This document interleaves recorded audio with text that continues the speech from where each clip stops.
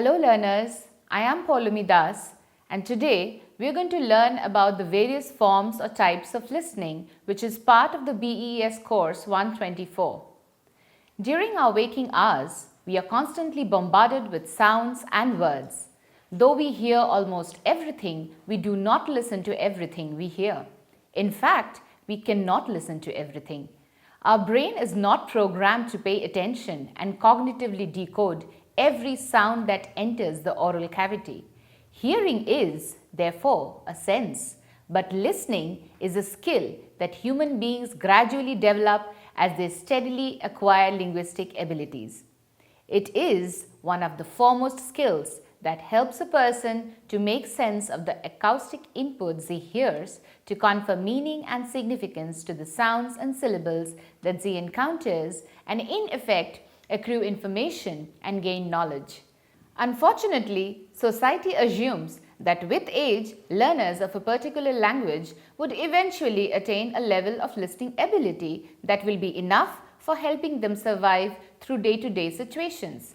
Though this is partially true, in a classroom where students have to confront new vocabulary and novel ideas regularly, the receptive skill of listening has to be particularly honed and sharpened so that they can imbibe, decode, and process information that will help them learn more as well as respond and communicate effectively according to the situational demands. However, as teachers, we often ignore the requirement to develop this seminal skill in our students as we believe that listening will be naturally taken care of and doesn't require practicing, or that there are hardly any language tasks across the curriculum that would be suitable for our class content, or that the other cognitive skills like reading, speaking, writing are more valuable and therefore requires more time and focus. But this attitude can detrimentally affect the manner and pace at which students learn in a classroom. Listening with intention and attention is one of the vital ways in which knowledge can be transferred and created in learning environments. Listening is a multi-layered skill. It allows the brain to apply meaning to sound, to establish vocabulary, develop receptive and expressive language, organize and categorize information, and finally learn and internalize knowledge. Listening is indeed where hearing meets the brain. Therefore, teachers can greatly benefit if they can devise teaching methodologies and tasks that improve listening capacities in their students. To productively tap onto the advantages that an attentive listening session can provide for students, teachers ought to understand the various situations that demand the various types of listening practices. Linguists and pedagogues have come up with different models to differentiate various kinds of listening practices. The intended response or outcome of listening session, reciprocal and non-reciprocal listening, the level and process of involvement of the listeners, listening for specific purposes, listening for gist and extensive listening, or the situational demands like marginal listening, appreciative listening, academic listening, conversational listening, and creative listening form the baseline for the categorization of listening practices. Though there is no absolute model for labeling the different kinds of listening practices, there are definitely overlaps of ideas and concepts. I would like to position the concept of intention at the center of my categorization of listening practices. When listening happens in situations where we have no intention to focus and pay attention to the auditory input, it is termed as inactive or passive or marginal listening. This is the kind of listening we unconsciously engage in most of the time. For example, when we are working on an assignment and there is a cricket match being telecasted on the television in the background, or when different groups of students are discussing their projects in their respective groups in the same classroom and can overhear each other but are not alerted till the teacher announces that their discussion time is over. In passive listening situations like these, the listener can momentarily and voluntarily tune in and zone out from the auditory inputs. That is, they can temporarily shift their attention from the activity at hand. This kind of listening happens on numerous occasions outside the classroom as well. In fact, this ability is very useful in situations where we have to attend to only what we want to hear and tune out everything else. For example, while focusing on a task amidst a noisy and disturbing environment. However, when we listen to a song and appreciate the skill of its composer and listener. However, when we listen to a song and appreciate the skill of its composer and listener, or when we listen to the teacher and make notes in a history class, or follow the voice instructions on Google Maps to reach our destination, or when we listen to a grieving friend and counsel them with friendly advice, we have to listen with intention. I have broadly outlined the three kinds of intentions that would, in effect, decide the kind of listening the listener is engaging in. Listening with the intention to appreciate and derive aesthetic pleasure from the listening activity is termed as appreciative listening. Listening with the intention to understand and gather information and enhance knowledge demands attentive listening. Listening without any judgment but with patience, mostly to resolve internal and external conflicts, is known as empathetic listening. When we listen to our favorite song or a dramatized reading of a story or a playtext or the recitation of a poem by our favorite author, we get emotionally involved in the process. Our reactions and responses in instances of such listening sessions are colored with our degree of involvement and identification with the situation and characters of the auditory text in question. In a classroom, a teacher can deploy this aspect of appreciative listening and facilitate a sense of aesthetic sensibility in their students by drawing attention to the affect and effect of the auditory input and eliciting responses that might assess their grasp over the global meaning of the text. However, in recitation, music, and performance classes, appreciative listening would eventually contribute to the academic aspects of engaging with resources. But there are situations in life that require accurate comprehension, as the information received in the auditory input is of paramount importance. For example, in announcements, introductions, instructions, or explanations, if a person fails to understand what is being said or remember any portion of the information they listen to, they are expected to interject the auditory input, clarify their understanding by interrogating the speaker or asking them to repeat until adequate comprehension is achieved.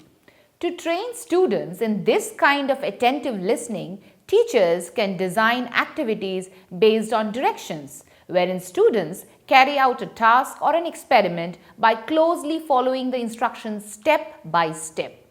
Depending on the learning focus of their discipline-specific content, teachers can devise listening activities that could help learners to better grasp ideas, critique perspectives, and provide their argumentative responses as intended. Responses being the primary denominator to assess students' understanding and cognitive progress. If the way how learners interact with the auditory input decides the manner in which they glean information from it, then listening with rapt attention is the only way forward. However, holding the attention of the students for a prolonged duration is a challenging task. Even more if it is in a second language, which is the case in many Indian classrooms. As listening in these scenarios become extremely difficult, teachers need to think carefully about making their activities successful and content interesting. This will not only keep the motivation quotient of the classroom high, but help teachers to capitalize the learner's background knowledge and interests and thus activate schema, so that learners can apply that knowledge and those interests to become effective listeners. I would apply Michael Rost's framework on categorizing listening based on learning and activity focus as discussed in his book Teaching and Researching Listening by Pearson Education in 2011 to my category of attentive listening. Let us concentrate on this table here that Rost lays out on page 183 of his book. Let us all take some time and reflect on this table.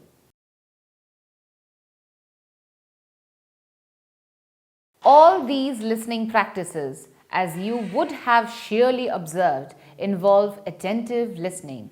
Rost is of the opinion that a balanced approach to listening instruction would aim to include all 6 types, with an instructional priority on those types that offer the most engagement and are consistent with learning and assessment goals. Let us try to understand what each of these listening types implies. Intensive listening refers to listening to a text closely with the intention to decode the input for purposes of analysis. To achieve this, listeners have to pay close attention to precise sounds, words, phrases, grammatical and pragmatic units. This interactive focus on becoming active as a listener.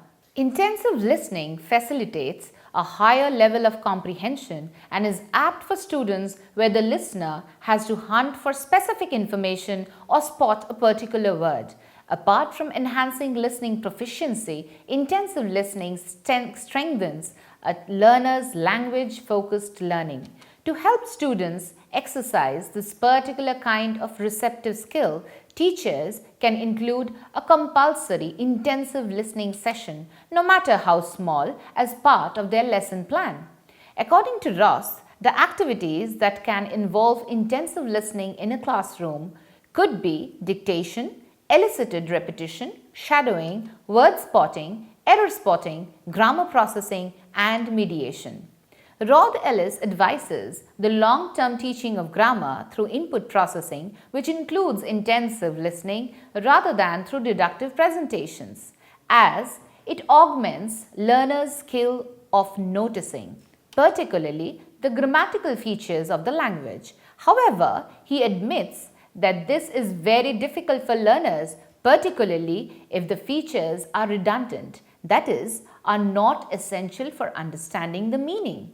Therefore, it is essential that teachers use authentic texts that have a topicality and curiosity that will attract students in spite of potential linguistic difficulties. This is the grammar discovery approach, where learners analyze the data in order to arrive at an understanding of how a grammatical feature works. Selective listening is basically listening with a planned purpose in mind, often to gather specific information to perform a task. In fact, it is almost the appropriate precursor to more complex and extended academic listening sessions. To help students ideate, teachers can devise graded listening lessons that would help students learn to listen and get facts so that they become ready to listen and get ideas.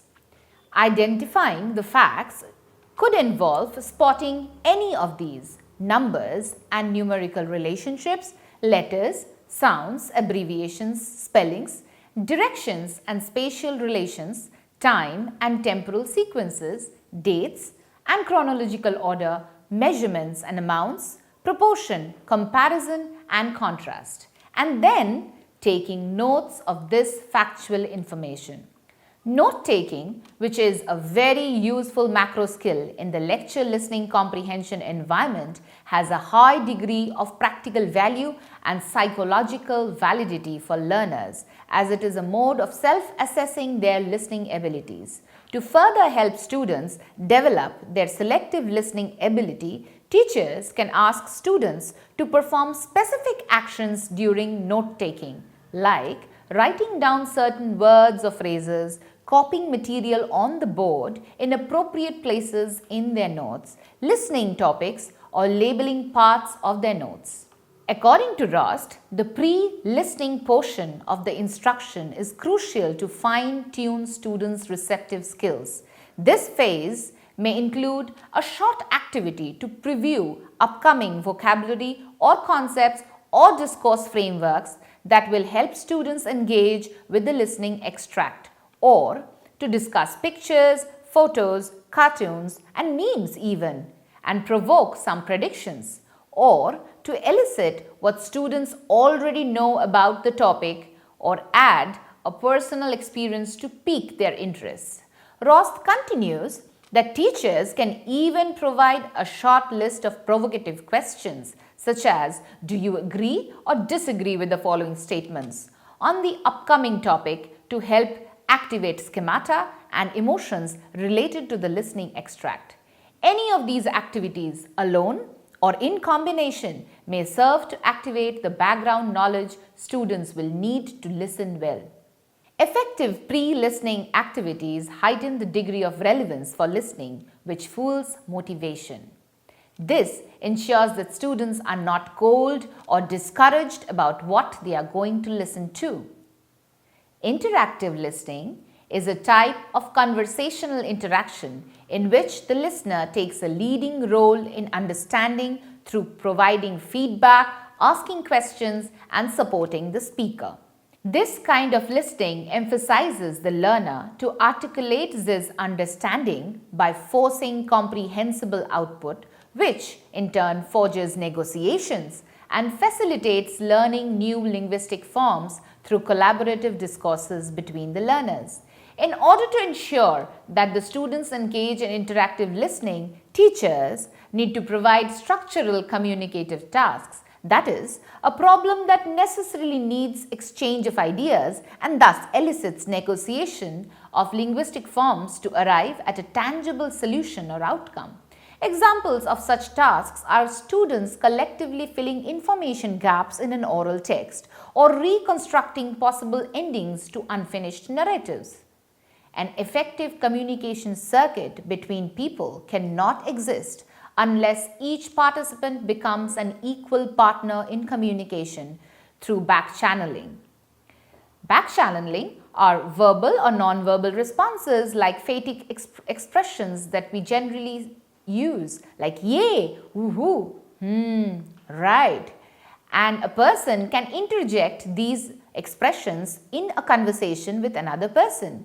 What these expressions do is that they reveal the learner's understanding and attention. Apart from back-channeling, providing responses and initiating repair when communication gets disrupted is an important part of the communication circuit. Teachers can actually use explicit instructions to formulate these strategies to ensure that students are involved in interactive listening. Teachers can actually use explicit instructions to formulate these strategies to ensure that students are involved in interactive listening. According to Katharina Bremer, a German sociolinguistic researcher, teachers ought to focus on the use of explicit responses to understanding problems. For example, metalinguistic comments such as, "I'm not sure I understand this," and the use of partial repetition to distinguish the elements that were not understood. For example, the speaker says, "This is the perfect antidote to depression," and the listener interjects by asking, "Perfect antidote what?" This is an example that has been quoted by Rost. She adds that teachers should also encourage learners to formulate hypotheses, to develop high inferencing capacities, to stay active in the struggle for understanding. In classroom settings, two-way collaborative tasks which operate on the listener's control over the conversation by turn-taking, seeking feedback, and clarifying through confirmation checks are highly effective to promote interactive listening skills. Extensive listening refers to listening for several minutes at a time, staying in the target language, usually with a long-term goal of appreciating and learning the content. Extensive listening includes academic listening, sheltered language instruction, and listening for pleasure. The last one is something that I have already explained under the label of appreciative listening. In the academic space, students are often confronted with the requirement to engage in extensive listening. To ensure that the extensive listening experience is productive for the learner, the listening input should be fairly understood even in the first episode of listening. This is even more important if it involves an L2 learner. Unless high levels of learner satisfaction and comprehension is targeted, extensive listening can be boring and unproductive. Therefore, to ensure comprehensibility, additional support material should be shared with the listener prior to the listening session. Things like prior readings, pre-learning of key vocabulary or concepts, or during the actual listening process, like graphics, subtitles, help menus, etc. Rost also mentions that this strategy of incorporating support elements into academic listening has been described under the nomenclature of sheltered instruction, in which learners are literally protected from being overwhelmed by too much information to process effectively. The Sheltered Instruction Observation Protocol (SIOP) that Rost shares is a very useful guide for teachers to support students in an extensive listening environment. It could include lesson participation. These are the aspects teachers can keep in mind while preparing the lessons and deciding on the background, comprehensible input, strategies, interaction, application, and lesson delivery. Along with these strategies, the productive outcome of an extensive listening session can be accentuated if teachers provide detailed comprehension strategy instructions. This will avoid the feeling of being overwhelmed with the quantity of oral input and help students to get back on track in case they experience difficulties in comprehension. Rost also emphasizes that extensive listening done in an academic context or in an autonomous learning context, for example, while doing homeworks or in the learning lab, is useful for improving automaticity in oral language processing and is valuable for building confidence of the listener. Apart from the sheer joy one derives from listening to something they like, extensive listening practices are also useful for students who wish to encounter and understand rich, authentic content for projects and presentations.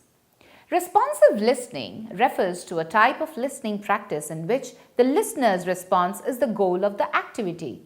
The listener's response in this type of activity is affective, expressing an opinion or a point of view, rather than informational, that is, giving back facts based on what was heard. The experience of listening to political debates or comic talk shows falls in this category. What I may find offending or agreeable can be starkly different from what another person perceives from the same input. These differences might be because of the cultural, social, geographical, ideological, or gender situatedness of the listener. It is interesting to note that the listener's personal prejudices, judgments, and opinions would inevitably color the responsive output of this kind of listening. One of the structured methods that teachers can use to facilitate responsive listening in their students is a paused task. Rather than trying to explain what this means myself, I will take help of a sample paused task idea shared by Shireen Farooq, a Pakistani English teacher that Rost quotes. After looking at the various aspects of the task, Farooq actually gives us an example of a folk tale which he uses for a paused task activity. Let us explain what it looks like. Once there was a very proud fox. One day he was walking in the woods and, this is the first pause point, he stepped into a trap, or what is it? His tail was caught in a trap. He pulled and pulled and, second pause point. This pause could elicit the response, he escaped. Then the story continues. But his tail was left in the trap. He was very sad and that he lost his tail, but he was also very, third pause point, and students can fill it up. When he went back to the back, he said, fourth pause point. And students can fill this gap again with anything they want the narrative to look like. All the other foxes and the story continues. This activity, Farooq says, does not take much preparation and the students like it because they all get to participate. And at the end, Farooq plays the entire story and this gives the students a feeling of satisfaction. Let us now understand what autonomous listening means. According to Rose, autonomous listening refers to independent listening without the direct guidance of an instructor.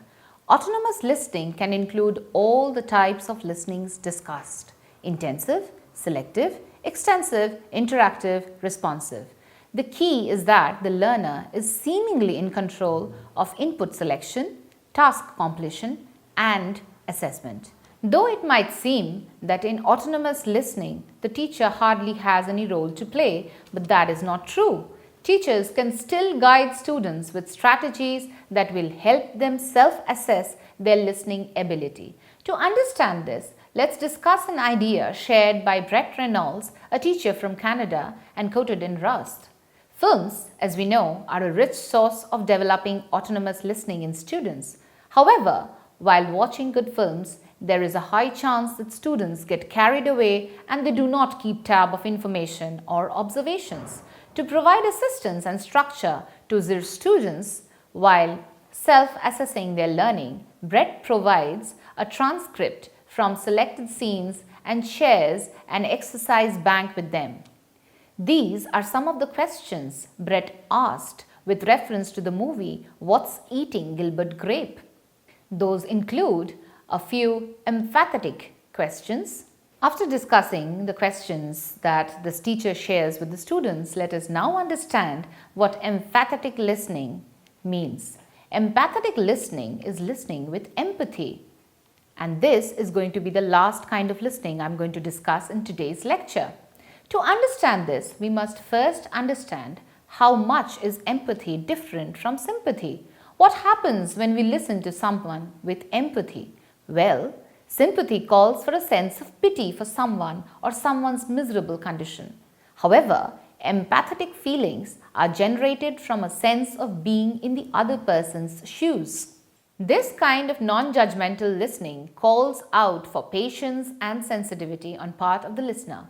Instead of hijacking the conversation, empathetic listening allows the space for the listener and the speaker to completely open up and divulge their issues and internal conflicts. The focus here shifts from the listener back to the speaker, though the speaker and the listener are both actively present. The emphasis is not to engage in a reciprocal conversation, but to let the speaker unburden their hidden and deep-rooted fears and traumas. A listening session like this can often have therapeutic potentials. However, this does not mean that the listener is not responsive. In fact, the listener ought to ask probing questions that might reveal newer and unforeseen solutions to the problems at hand. A conversation that involves empathetic listening generally hinges on concern and care for the individual or issue in question. Even in academic scenarios, the practice of empathetic listening is slowly gaining ground. In fact, as teachers, when we listen to students' problems, we must lend them an honest, empathetic ear. This, I believe, is an integral aspect of an ideal learning environment. To sum up, all kinds of listening practices pivot on varying shades of intention and varying degrees of listening strategies like predicting, making inferences, monitoring, clarifying, and responding on part of the listener. And to fully reap the benefits of the receptive skill of listening across the curriculum, teachers need to find novel ways of enhancing learner involvement, motivation, and autonomy. That's all for today. Thank you.